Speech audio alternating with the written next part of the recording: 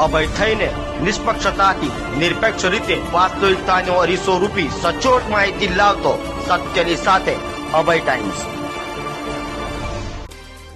સુરત પોલીસે વ્યાજખોરો સામે લાલાક કરતા અનેક વ્યાજખોરો ભૂગર્ભમાં ઉતરી ગયા હતા। જો કે ફરી જાણે વ્યાજખોરોના આતંક સામે આવી રહ્યો હોય તે માથાભારે વ્યાજખોર સામે ગુનો નોંધાયા બાદ સિંગણપોર ડભોલી પોલીસે તેને ઝડપી પાડી કાયદાનું ભાન કરાવી તેનું સરઘસ કાઢ્યું હતું। સુરતમાં વારંવાર વ્યાજખોરો આમ જનતાને હેરાન કરે છે ત્યારે સુરત પોલીસે વ્યાજખોરો સામે લાલાક કરી હતી અને તેને લઈ અનેક વ્યાજખોરો ભૂગર્ભમાં ઉતરી ગયા હતા। તો ફરી હવે વ્યાજખોરોનો આતંક સામે આવી રહ્યું છે, જેમાં સિંગણપોર ડભોલી પોલીસ મથકમાં માથાભારે વ્યાજખોરો લાખા સાટિયા ભરવાડ સામે હીરા વેપારીએ ફરિયાદ નોંધાવી હતી।